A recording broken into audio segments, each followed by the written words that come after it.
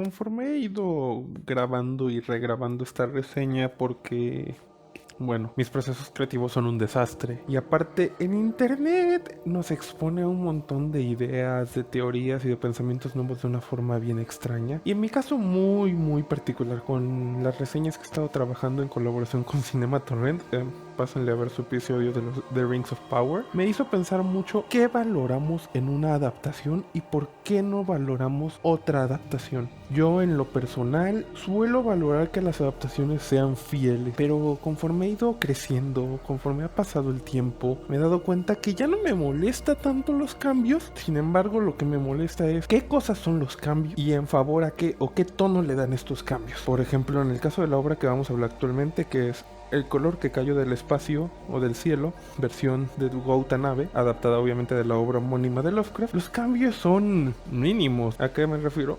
Me refiero a que son pocos cambios, los cambios se notan muy fácilmente y usualmente son para darle un poquito de sabor a la historia. Es decir, vemos un poquito más a la familia, vemos un poquito más en general la historia de aquel hombre que está viendo lo de la presa y que le comentan de la tierra maldita y el color que cayó ahí, este meteorito que llegó y que comenzó a alterarlo todo y que una vez que empezó solo llevó a más y más pérdidas porque su influencia, si bien se extendió solo hasta cierto punto, llevó a creer que la tierra ahora estaría más maldita que nada. Una historia que tengo entendido que a Lovecraft le inspiraba de ciertos libros que relataban creencias de los nativoamericanos, apariciones de lo que hoy en día llamaríamos el fenómeno ovni y tradición oral, que se plasman de una manera muy distinta. De hecho, me sorprende que El color que cayó del espacio sea tan bien recibida dentro del público Lovecraftiano, porque considerándolo con la amplia gama de trabajos que tuvo Lovecraft, esta es un poco diferente. Se siente este aire de leyenda, se siente este aire de cosmicismo, sí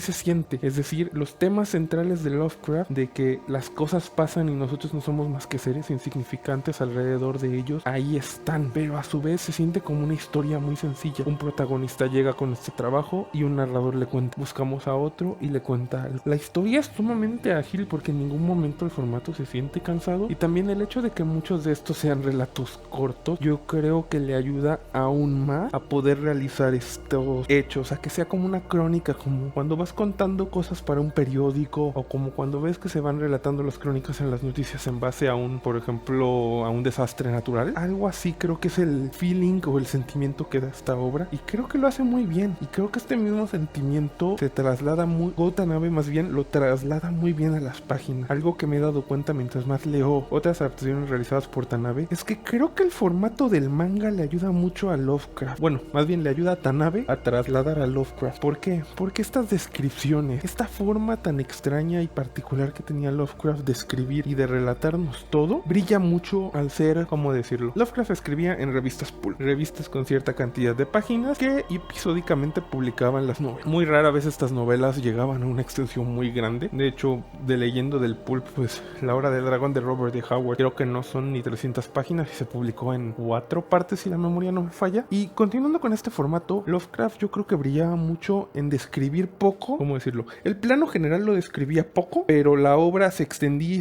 y cuando terminabas el relato estabas maravillado. Entonces creo que ese es el fuerte que tiene Lovecraft aquí. Y lo más importante es que Tanabe, al también tener que publicar sus adaptaciones en capítulos y en formatos de manga, tiene que mostrar más, pero a su vez se adapta muy bien. Se compagina la mensualidad del manga con la mensualidad del pulp de una forma bastante curiosa y bastante buena. También el arte de Tanabe. Tanabe es un dibujante muy sobrio, es muy solemne. Sus diseños son muy, llamarlos normales, creo que no es hacerle justicia, pero digamos, un ser humano parece un ser humano, no tiene facciones tan exageradas. A lo mucho yo siento que sí hace un poquito ojones a los personajes, pero creo que esta técnica le funciona en pro a los horrores que el héroe Lovecraftiano, sus héroes también van a enfrentar. ¿A qué me refiero? Mientras que los seres humanos están vestidos de forma sobria, característica de la época, y viven de manera normal, los seres de los mitos son diseñados o programados, no sé cómo se le haga, con un diseño 3D. He oído que algunas personas lo comparan con manga mangas como Gantz, donde se dibuja en 3D una parte y luego se redibuja encima, que fue de hecho el proceso que llevó las ovas de Caras, donde todo se hacía en 3D, se dibujaba a mano y esto daba un sentimiento y una animación muy diferente, sin tener que ser el típico motion capture donde nada más le pones el dibujo encima y ya tienes toda la estructura y la animación medio hecha, pero se ve raro en ciertas definiciones y variaciones. Bueno, aquí Tanabe, al mezclarnos un dibujo tradicional normal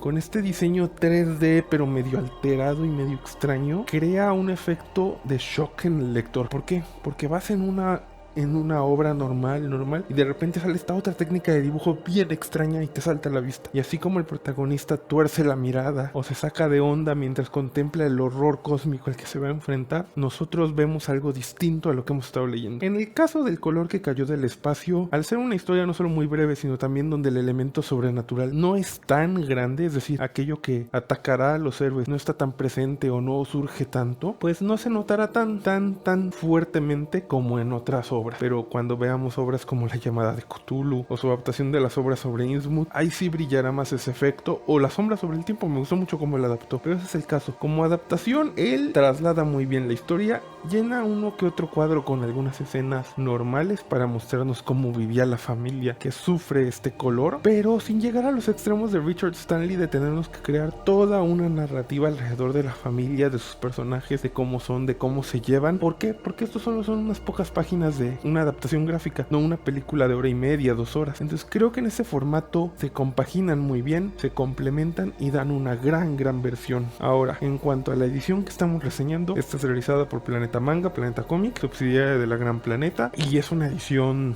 soberbia, extremadamente bien. Es un poco más grande de un manga normal, es tapadura, el formato de las hojas es de un gramaje un poco pesado, pero lo que me llama la atención es las páginas. Siento que son un poco oscuras, no sé si es por como tengo yo mi sala o por mi pobre vista, pero sí es un poquito más complicado. Ahora, el dibujo se ve muy bien, se lee muy bien, el manga no es muy pesado, por lo tanto es transportable, aunque obviamente es una edición de lujo, y se deja leer muy bien, se abre con facilidad, no tenemos gran problema en su formato, es decir, es una edición de lujo preciosa, vale mucho la pena, se ve muy bien entre todos nuestros libros y pues, ¿cómo decirlo? Creo que es una gran forma de presentar a Lovecraft a la gente que no le gusta leer o que está dudosa de su estilo o de todo lo que oyen de él, ya que aquí Tanabe luce muy bien en adaptar. La verdad es que yo creo que estamos ante el adaptador perfecto o ideal de Lovecraft, y miren que ya hemos tenido gente como Brett Sia, que fue el primerito en darnos adaptaciones, pero que sus adaptaciones eran lo que hoy en día consideraríamos más libros ilustrados que adaptación per se. Es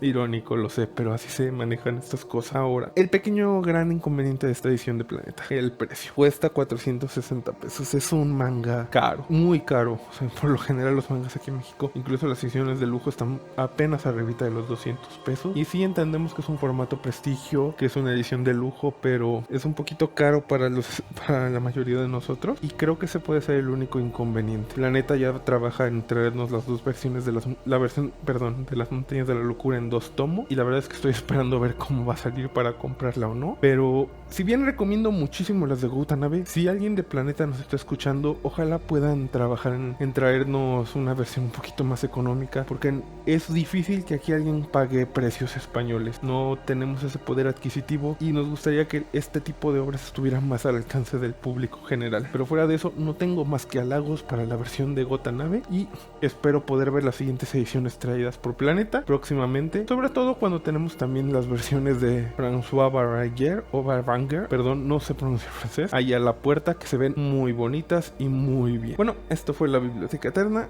y hasta la próxima.